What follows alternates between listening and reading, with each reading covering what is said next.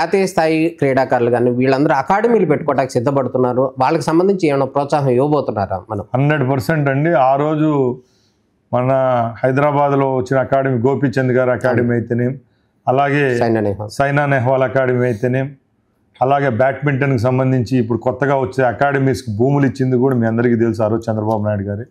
ఈరోజు చాలామంది గ్రూప్ 1 పోస్టులలో అయితేనేం, గ్రూప్ 2 పోస్టులలో గౌరవమైన పదవుల్లో ఉన్నారంటే ఆ రోజు ఆయన నీతి నిజాయితీతో తీసుకున్న నిర్ణయాలే ఈరోజు రూపకల్పన జరిగి వాళ్ళందరూ అకాడమీలు స్థాపించారు. కాబట్టి ఈరోజు ఇంటర్నేషనల్ పేమెంట్కి పోయే స్పోర్ట్స్ మెన్స్ అంతా అక్కడి నుంచి పోయిన వాళ్ళే. కాబట్టి ఇప్పుడు కూడా రాష్ట్రంలో కేవలం భూమే కాదు, అకాడమిక్స్ సంబంధించి ఏదన్నా వాళ్ళకు ఫైనాన్షియల్ అసిస్టెంట్ కూడా ఇచ్చేదానికి కూడా రాష్ట్ర ప్రభుత్వం ఒక రకంగా భూమి అయితేనే ఇంకో విధంగా ఫైనాన్షియల్గా అసిస్టెన్స్ ఇచ్చేదానికి కూడా ముందుకెళ్తాం. ఇప్పుడు సహజంగా మనం గమనించినట్టయితే క్రీడల్లో జాతీయ స్థాయి కానీ అంతర్జాతీయ స్థాయి కానీ ఎక్కడైనా స్టేట్ లెవెల్ కానీ అక్కడ వరకు వెళ్ళారు అంటే ఆ క్రీడాకారులు ఖచ్చితంగా గ్రామీణ ప్రాంతానికి సంబంధించిన వాళ్ళు, సిటీ వాళ్ళు కూడా చాలా తక్కువ ఉన్నారు.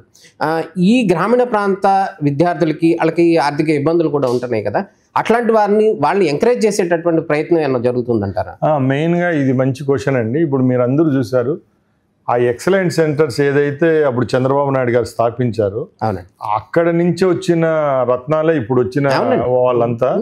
ముఖ్యంగా ఆ కొదవ అనేది ఆ 5 yearsలో ల్యాక్ ఆఫ్ అప్పుడు ఎంకరేజ్మెంట్ లేదు కాబట్టి ఈ 5 years గ్యాప్ అనేది వచ్చింది. ఇప్పుడు కూడా మేము ఒకటే చేస్తున్నామండి, మెయిన్గా ఏంటంటే ఈ అసోసియేషన్స్ కూడా బలోపేతం చేయాలా. చాలామంది పాత్రికేయ సోదరులు ప్రతి ఒక్క మీటింగ్లు ఇప్పుడు ముందు జరిగిన కాన్ఫరెన్స్లో కూడా అడిగారు. మేము అసోసియేషన్స్ వాళ్ళకు కూడా ఒకటే చెప్తున్నాం, ప్రభుత్వానికి ప్యారలల్గా పనిచేస్తున్న ఆర్గనైజేషన్స్ ఏవైతే ఉన్నాయో మీరు కూడా ఒక నీతి నిజాయితీతో ఒక దృఢ సంకల్పంతో ఎవరైతే పేద క్రీడాకారులు ఉన్నారో మీరు అసిస్టెన్స్ ఇవ్వండి. అలాగే మీకు ఏదైనా కావాలన్నా కూడా ప్రభుత్వం ఇచ్చేదానికి ఉందని చెప్పి, ప్రోత్సాహం ఇచ్చేదానికి ఉందని చెప్పి మేము కూడా వాళ్ళు ప్రోత్సహిస్తున్నాం. రాబోయే కాలంలో అయితే అకాడమీస్ అలాగే స్పోర్ట్స్ అథారిటీ ఆఫ్ ఆంధ్రప్రదేశ్ కలుసుకొని తప్పకుండా మంచి క్రీడా ప్రపంచాన్ని నిర్మాణించుకునేదానికి చర్యలు తీసుకుంటాం.